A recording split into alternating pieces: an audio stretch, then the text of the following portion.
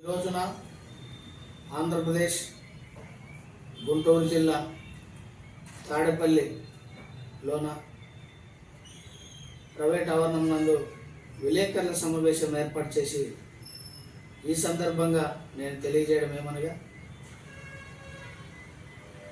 30 సంవత్సరం నుంచి ఎస్సీ వర్గీకరణ కొరకు మాదిగ ఉపకులాలు ఎన్నో పోరాటాలు చేసి ఎంతోమంది అమరులై మరి వర్గీకరణ విషయం సుప్రీంకోర్టు పరిధికి వెళ్తే 7 ధర్మాసనంతోన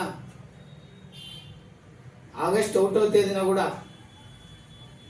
ఆర్టికల్ 341, ఆర్టికల్ 342, 16 సబ్ క్లాస్ 4 ద్వారా కూడా ఆయా రాష్ట్రాలే జనాభా దమాష్ ఎక్కువ ఉంటే కూడా వర్గీకరణ చేసుకోవాలని కూడా రాష్ట్రాలకు అప్పచెప్పడం కూడా జరిగింది. నిజంగా బాబాసాహెబ్ అంబేద్కర్ రాజ్యాంగంలో కూడా ఒక మాట పొందుపరిచారు. ప్రతి పేదవాడికి రాజ్యాంగ ఫలాలు అందాలని చెప్పడం జరిగింది. మాదిగ ఉపకులాలు కూడా రిజర్వేషన్లు అయితేమి, ఉద్యోగం అయితేమి, రాజకీయంగా అయితేమి, ఉపాధి విషయంలో అయితే కూడా అన్ని విషయాల్లో కూడా నష్టపోతున్నారు. దళితుల్లో 59 ఉపకులాలు ఉంటే కేవలం మాల కులమే ఎక్కువ లబ్ధి పొందింది. ఈరోజు మాలలంటే మాకు సోదరులు, మేము సోదరులుగా భావిస్తున్నాం. ఎక్కువ మా జైబీఎం ఎంఆర్పిఎస్ సంఘం కూడా మాల వాళ్ళతోనే ఎక్కువ అటాచ్మెంట్ ఉన్నది. కానీ ఈ ఎస్సీ వర్గీకరణ విషయాన్ని సుప్రీంకోర్టు తీర్పిస్తే జీర్ణించుకోలేక స్వార్థపరులు, అసూయపరులు, కుట్రపరులు, మతోన్మాదులు, మనువాదులు ఎవరప్ప అంటే మాలలను కూడా నేను స్పష్టంగా తెలియజేస్తున్నాను. ఎందుకంటున్నానంటే మొన్న తెలంగాణలోన మాలల సింహగర్జన అనే సభ కూడా పెట్టడం జరిగింది. అక్కడ రేంజర్ల రాజేష్ అయితేమి, అక్కడ ఎమ్మెల్యే వివేక్ అయితేమి, అదేవిధంగా మహాసేన రాజేష్ అయితేమి, ఇంకా కొందరు చాలామంది కూడా ఆ సభలో కూడా మాట్లాడడం కూడా జరిగింది.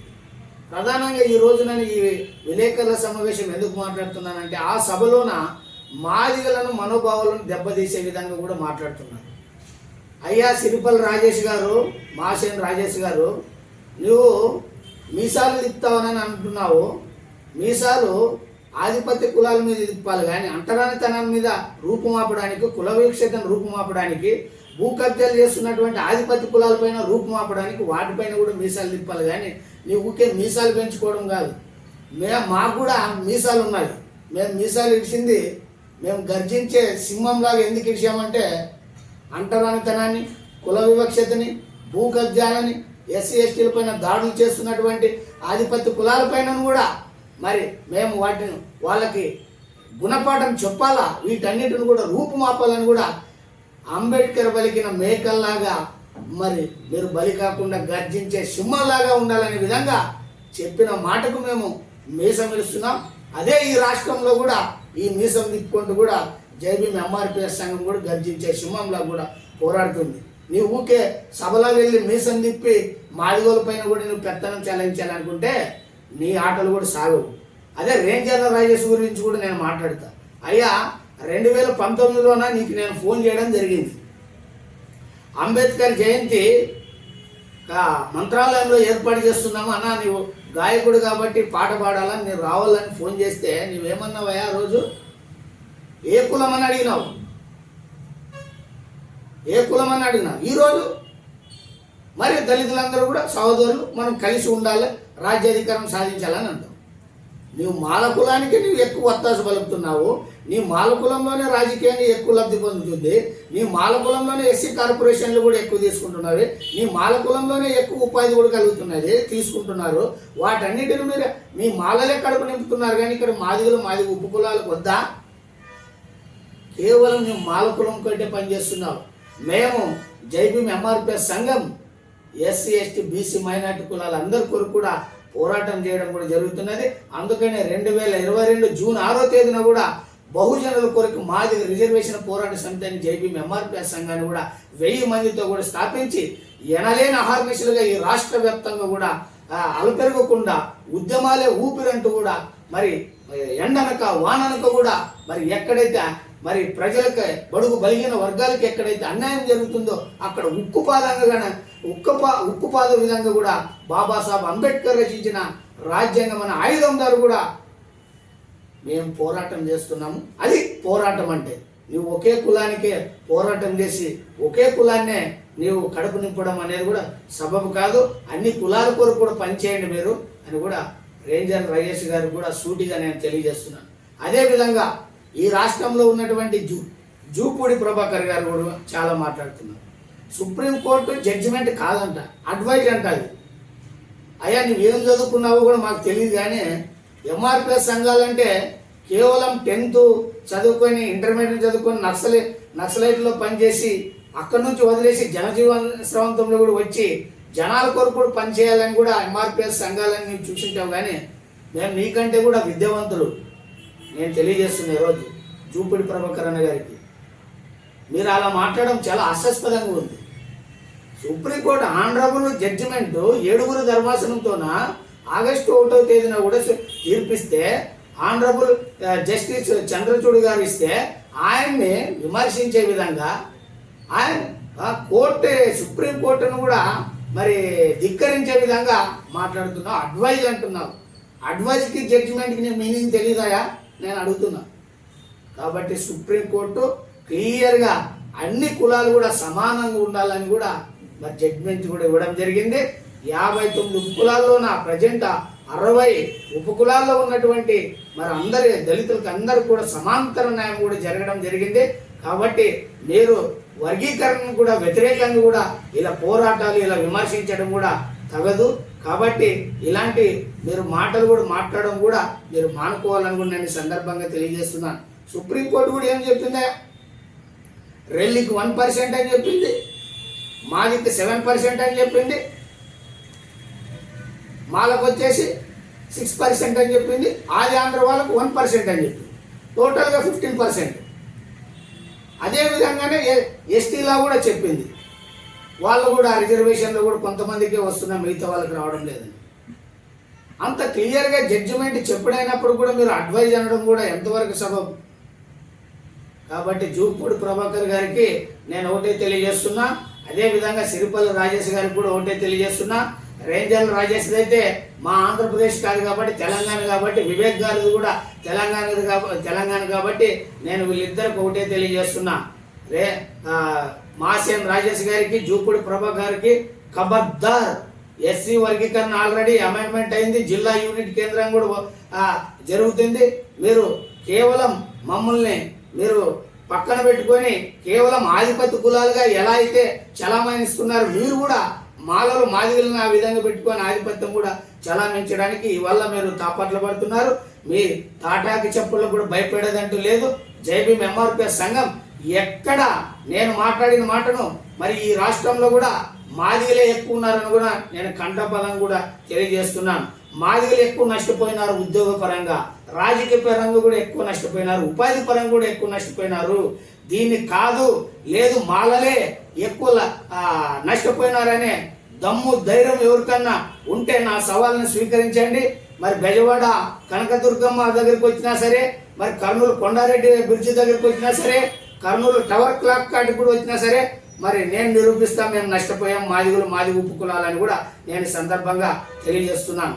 నా సవాల్ని స్వీకరించి రేపటి నుంచే మీరు మరి నా సవాల్ని స్వీకరించి మరి ఇక్కడ రావాలని కూడా నేను సందర్భంగా తెలియజేస్తున్నాను. కాబట్టి రాజకీయంగా కానీ, విద్యాపరంగా కానీ, ఉపాధి పరంగా కానీ, ఉద్యోగ పరంగా కానీ మాదిగలు చాలా నష్టపోయినారు అని కూడా ఈ సందర్భంగా నేను తెలియజేస్తున్నాను.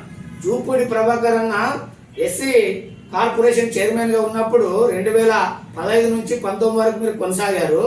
నీవు ఎన్ని మాలలకి ఇప్పించినావు? అదేవిధంగా ఎండి విజయ్ కుమార్ కూడా మాలనే అప్పుడు ఉన్నాడు. నేను చాలాసార్లు కూడా కార్పొరేషన్ కూడా తిరిగినాను. ఎవరికి ఎక్కువ ఇచ్చావా నీ పరిధిలోనా? మాలలకు ఎక్కువ ఇచ్చినావా, మాదిగలకు ఎక్కువ ఇచ్చినావా?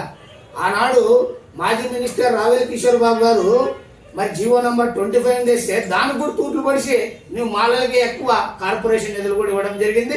ఇన్నోవా కార్లు కూడా మాలలకి ఎక్కువ ఇవ్వడం జరిగింది.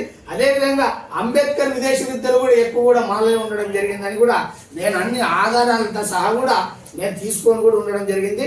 దీనికి బస్తమే సవాల్ జూపుడి ప్రభాకర్కి అని మరి మాషేన్ రాజేష్ గారికి కూడా అని కూడా నేను సందర్భంగా తెలియజేస్తున్నా.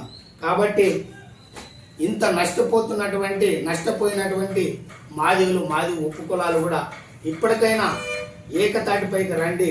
ఎన్ని సంఘాలు పెట్టినప్పుడు కూడా, ఎన్ని కులాలు మరి ఎన్ని వేరే సొసైటీలు ఏర్పాటు చేసినప్పుడు కానీ మీ లక్ష్యం మీదంటూ మన జాతికి అన్యాయం జరిగినప్పుడు కూడా ఏకతాటిపైకి రండి.